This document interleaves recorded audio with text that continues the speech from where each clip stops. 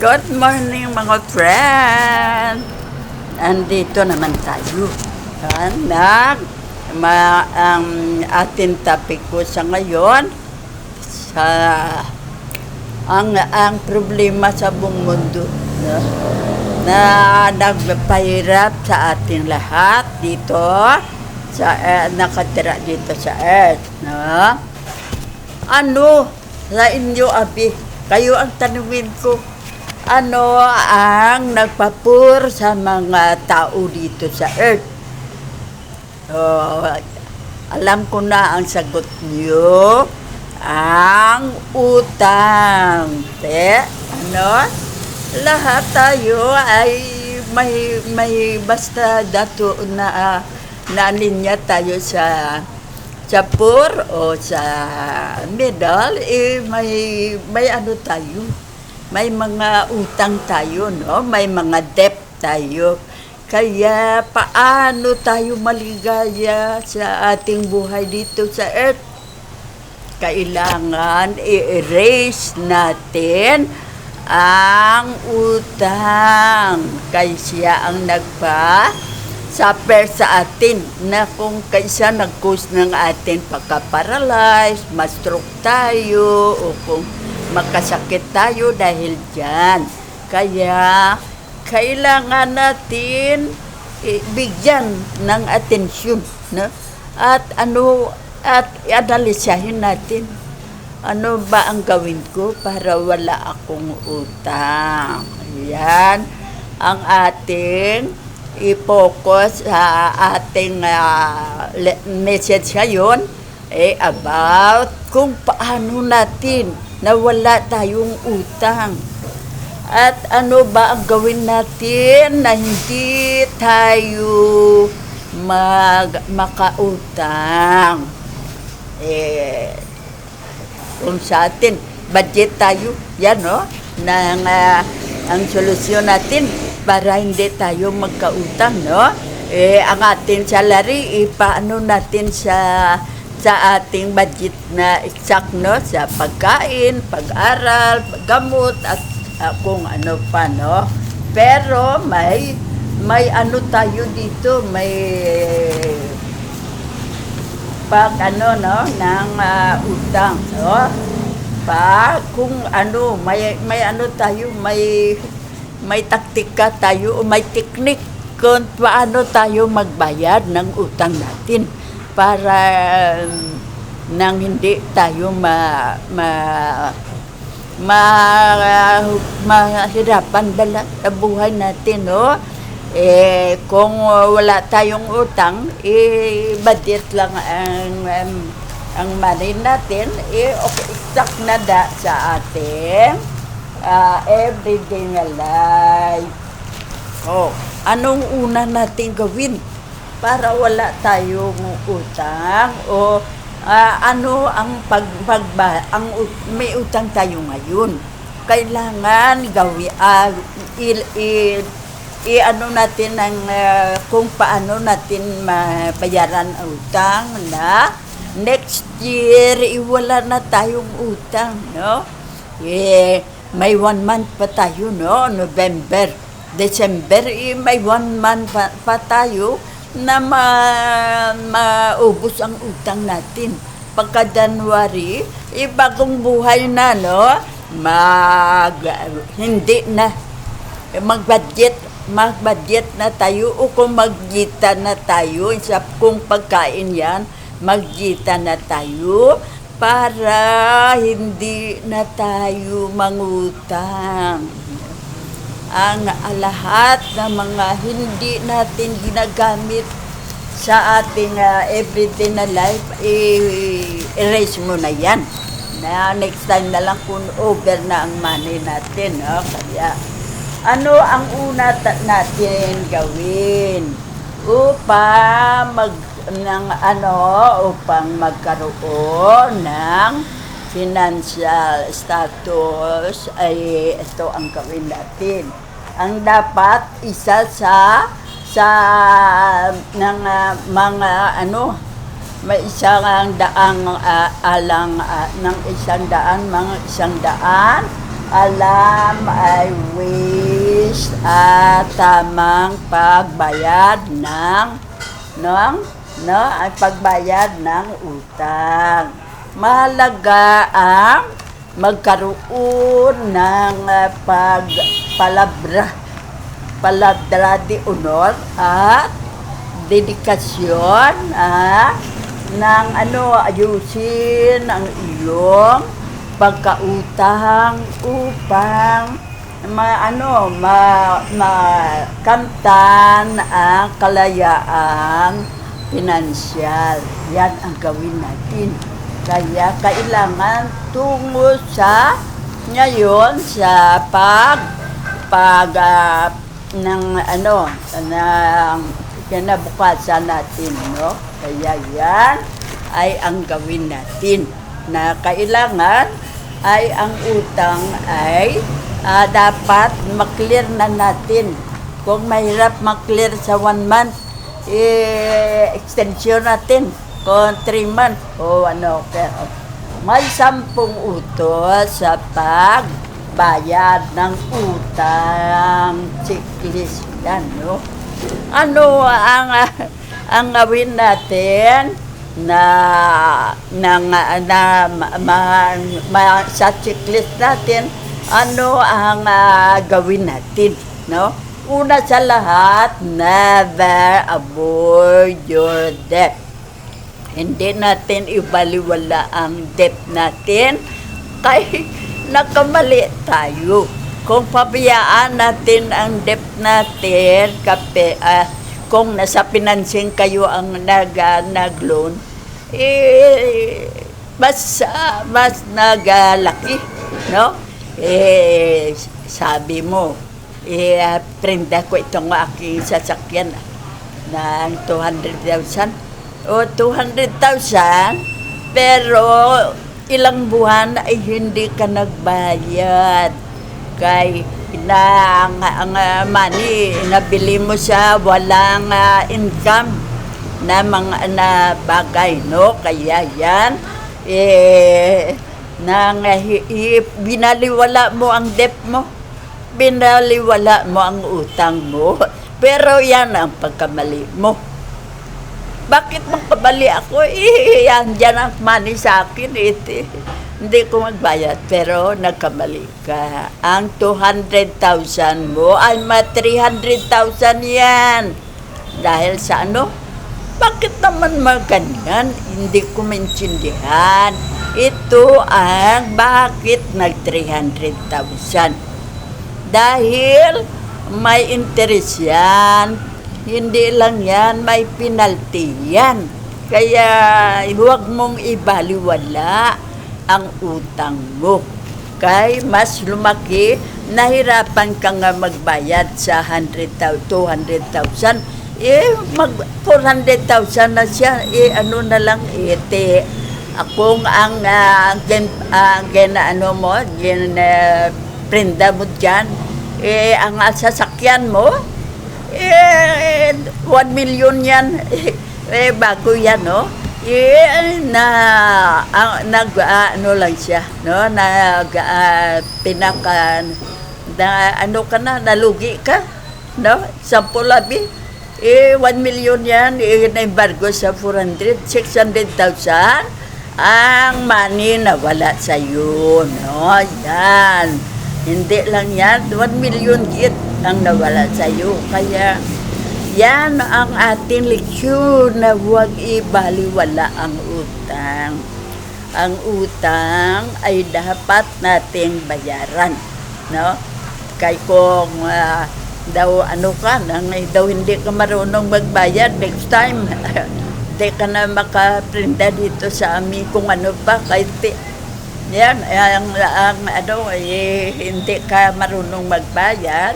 Kaya yan ang atin number 1 na gawin, na ang ating never avoid your debt. Huwag natin kalimutan ang utang. Hindi yan thank you lang, no? Hindi yan thank you lang.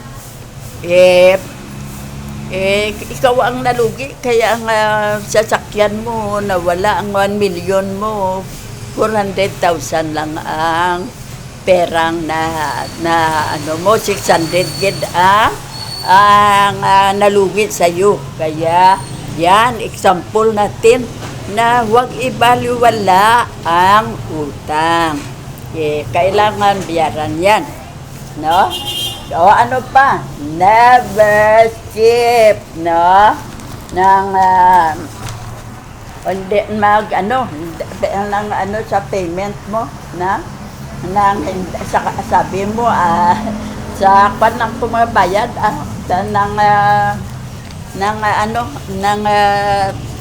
3 months, wala, hindi mo ba alam na may interest at penalty yan? Kundi nagdagdag ang bayaran mo, no? Kaya kailangan on time.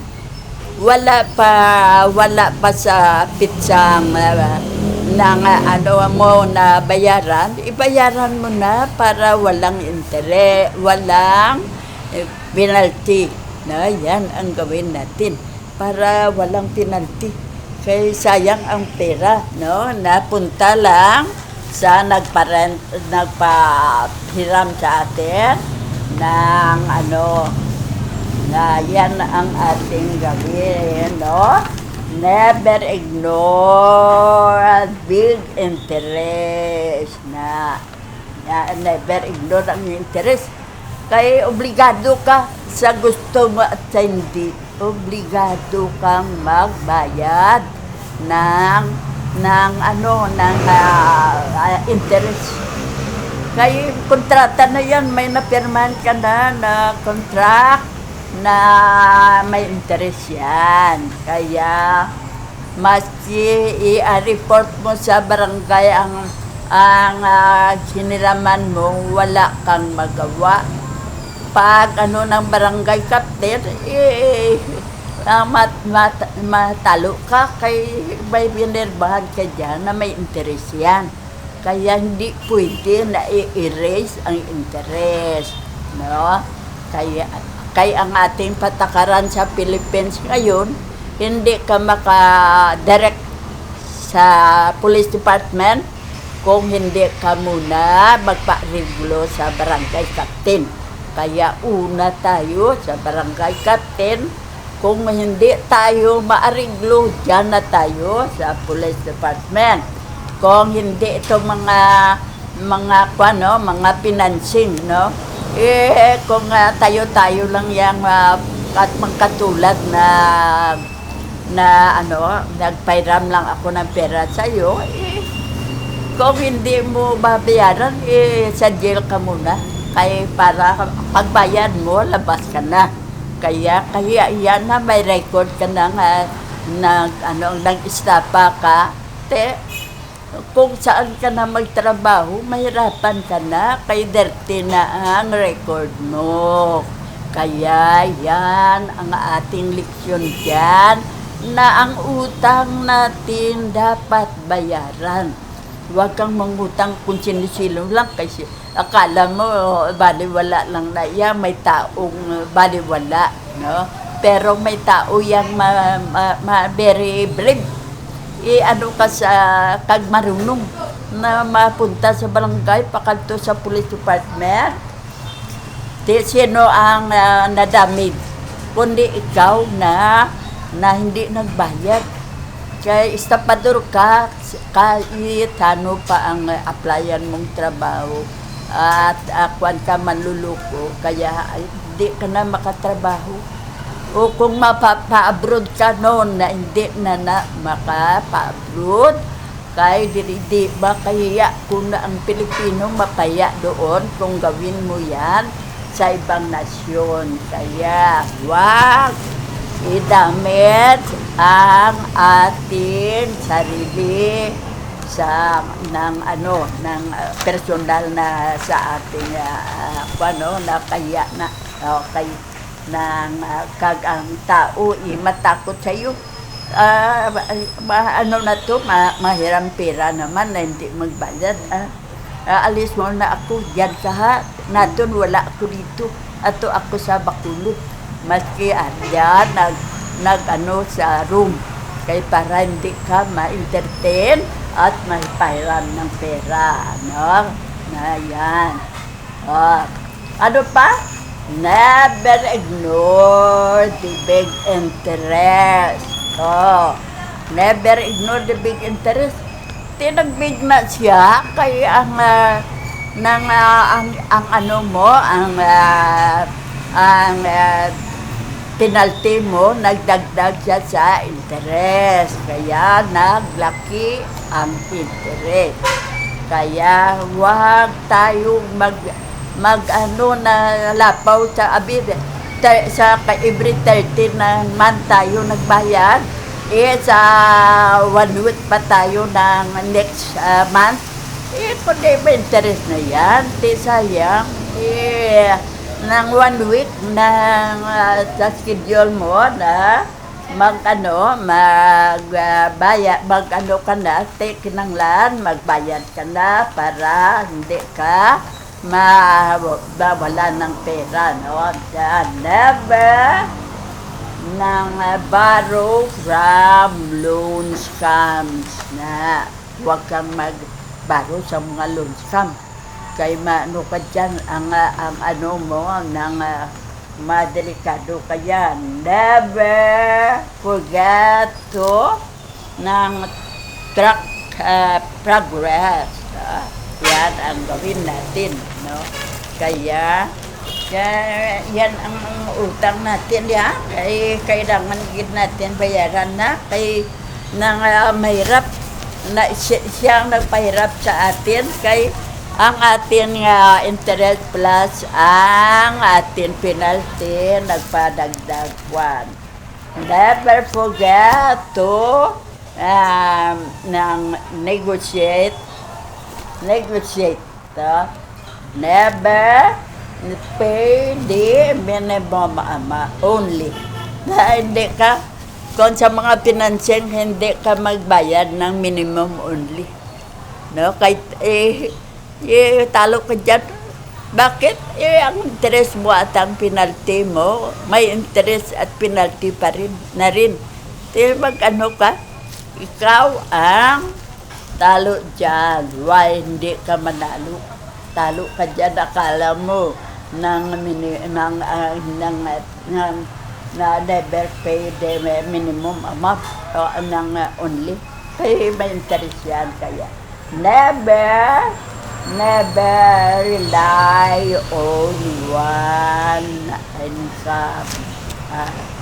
Rely on ang one income, no? Kaya never be patient, no? Ito ang taktikan natin. Ano ang taktikan natin para hindi tayo makautang? Ang gawin natin ay hindi tayo gumastos. Hindi tayo gumastos kung hindi man lang kailangan natin ang isang bagay, huwag tayong magbilid niyan na ilagay mo malang sa kung saan-saan sa room mo. Mahalaga na mag-isip muna, no? Mabuti bago gumastos. So, yan dahil ng bawat piso ay galing sa at hirap ng hirap natin, no? Ang hirap, no? At sa sakripisyo ng dapat may control ka. Makontrol ka sa paggastos para di ka mabaon sa utang.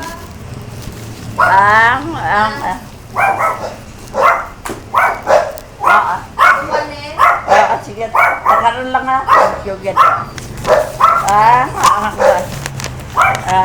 thank you, Day. Sa sakripisyo mo, dapat may control ka sa paggastos. May control ka sa paggastos. Huwag lang gusto mo yan, sige na lang. Huwag nagsabi ang mga may negosyo na friend mo, naya ka magsabi na hindi ko. Bakit hindi mo gusto? Hindi yan pwede. Ikaw ang maperwisyuhan. Kung ayaw mo, ayaw mo. No, no. Yes, yes. Yan ang gawin natin. Kung hindi mo gusto, no. Kung dyan nang lugi ka dyan, wag mong paano kay nahiya-hiya ka, hindi na, walang hiya na hiya ngayon. Kailangan walang hiya ka para hindi ka maluko o maluko na yan ang kaibigan mo para lang na hindi nagustuhan ito, sa'yo para ikaw ang mawala ng pera, siya mabalik ang pera niya. Anong tingin mo dyan? Manluluko yan. Konsintihin mo ang manluluko, kundi huwag mo siyang pagbigyan. No, sa iba na lang, hindi ako. Ayan, ang ating gawin, huwag tayong magpaluko. No? Na yan ang ating gawin na kailangan yan para sa di tayo mabaon sa utang, no? Ang maayos na paggastos ang ating magturo sa iyo ng disiplina sa ang pamahala sa pera kapag tama ang mindset mo sa paggastos, magiging malaya maayos ang control mo sa budget, no? At mas nakakaipon ka para sa kinabukasan. Yan ang gawin natin, no? Yan na ang gawin natin para hindi tayo mabaon sa utang at paano natin kay mabaon tayo sa utang kung ang ating taktika akala mo 1 week okay lang yan kay 1 week hindi ang nakalagpas ako 1 month 1 week pa. Akala mo okay lang yan, pero hindi ka nang kamali. Pag buwan pa lang, may interest at penalty na. Kaya, yan ang gawin natin, ha, mga friend, ha? Huwag sa utang. Kailangan masolusyonan natin agad at hindi tayo ang pagbaon sa utang. Dahil yan sa interest at sa penalty. Kaya hindi tayo makaalis sa utang kung yan bayaran mo na on time, pag siling 1 year, 1 year wala ka ng utang. Pero dahil sa interest at penalty, nag 1 year, 6 months ka. Kaya mga friend, i-apply natin ito sa buhay natin. Hindi pagbaliwala ang utang natin at magbayad sa antis pa lang on time, no? Example, every 30 ng month, mabayad tayo, ng 25 pa lang bayad ka na, no? Antes mag-30, bayad ka na kay para maka-menos ka sa penalty, no? At sa interested, kung may sila discount, kung maka-temprano ka pa, pagbayad ng no? Yan ang gawin natin, ha? Kailangan mawala ang utang natin next year. Iyan ang gawin natin para tayo wala na utang next year. I-apply natin ang ating message sa ngayon.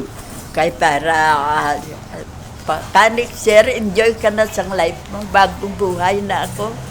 Oh, bagong buhay na ako, no? Wala na akong utang.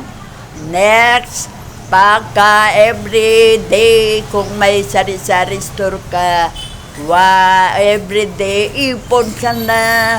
Pagka ipon mo, pagka 1 year, hiramin mo ang pera mo.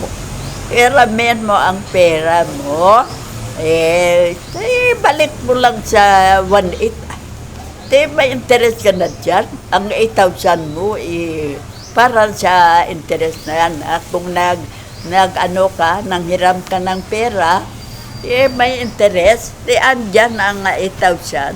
Sa'yo pa ang interest. Plus, ang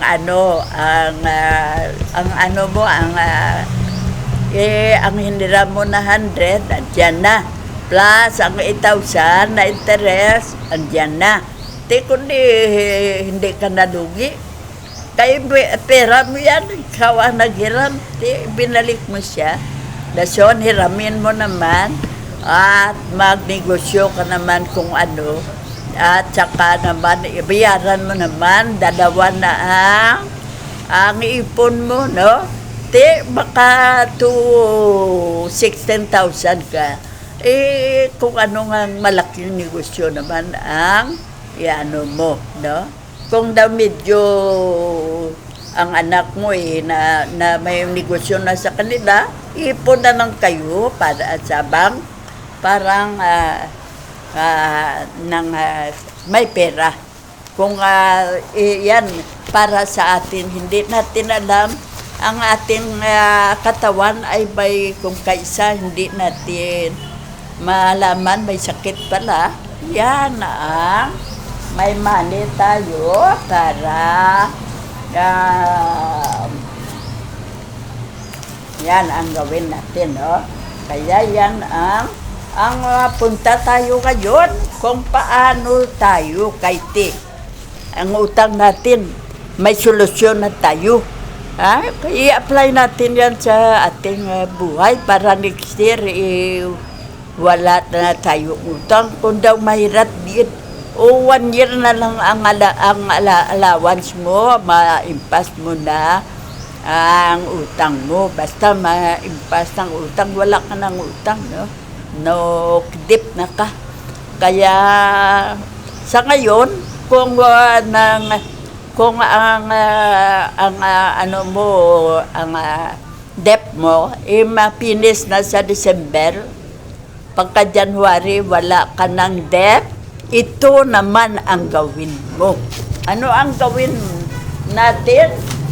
Ito naman ang gawin natin. Ang pagbago gumastos, checklist mo na, no? Yan ang gawin natin para hindi tayo makapangutang, no? Yan ano ang ating gawin? Never spend without written budget. Budget tayo, written budget tayo. Kayo plan o budget, yan, no? Yan ang ating gawin, no? Ano natin para sa pagkain, para sa pag-aral, para sa kung ano. Ito para sa ipon. Unahin natin ang ipon. 300 mo lang yan. Sige na. Never. That's all. Ano ang next natin? Nang never spend more than you earn. Yan. Paano ka makautang kay hindi ka nangutang over sa iyong salary? Kung may salary ka o ang income ng negosyo mo, never ka mag-over. No? Never ka mag-over, kay mahirapan ka yan.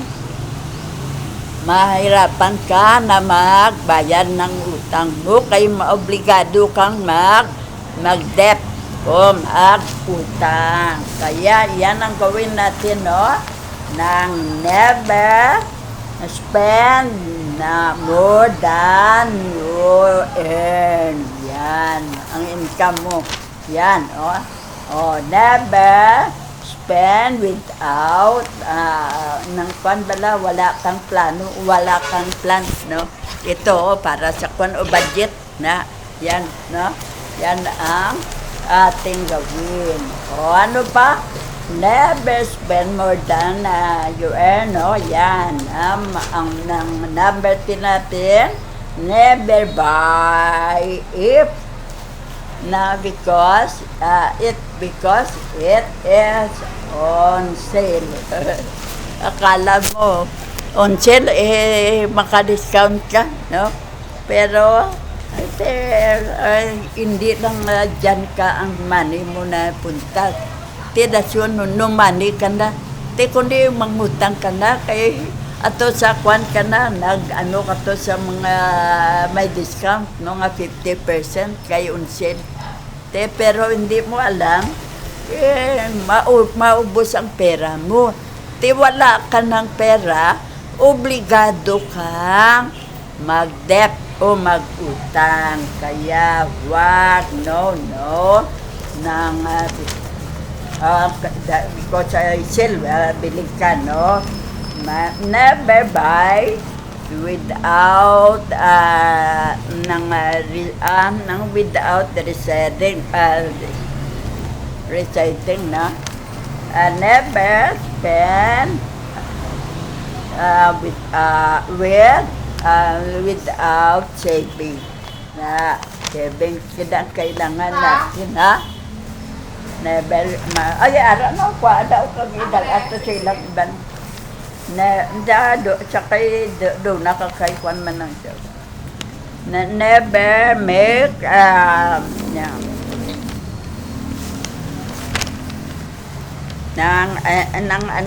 never make him ng material ang purchase, no?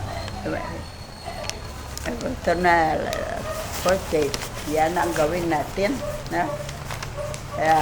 Never make intentional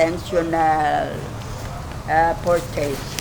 Kaya yan ang gawin natin, no, mga friend. Alam nyo na ang gawin natin para hindi tayo magkautang. Ano pag-get? Never buy to impress others. Ito, bilhin ko ito para ang money ko, ibili ko ng sasakyan 1 million para lang ka lang sa mga friend mo na marami kang pera pero nagkamali ka. Kaya huwag kang never buy to impress others. That's never think short term. Never borrow to buy ng depreciating asset, no? Never give in to temptation. Yan ang gawin natin. Huwag tayong magpasloko sa mga tao. Kaya akala natin totoo. Dito sa amin may hindi niya alam ko ang ng price ng ipinagbilihan sa akin na sobra siya ng 1,000. Akala niya maluko niya ako. Kaya yan. Sabi ng kaibigan ko, lang yan sa daw 600 lang yan. 1,600. Bili ka. Kung maluko ka niya, 1,000 na nalugi mo. Kaya mga friend, yan ang gawin natin, ha? Sa ating para hindi tayo magkautang. Yan ang solusyon natin. kung paano magbayad tayo ng utang. At ang isa dyan ay para sa na hindi ka na mangutang. No? Kaya yan ang taktika natin na i-apply sa ating buhay. Ha, mga friend? Ha? Thank you na lang. Kay baka naka-ano na tayo sa about. Okay na. Kaya may ano tayo, may time, no? Kaya thank you na lang sa pagkikindi sa ating message, ha? Thank you very much. Love you.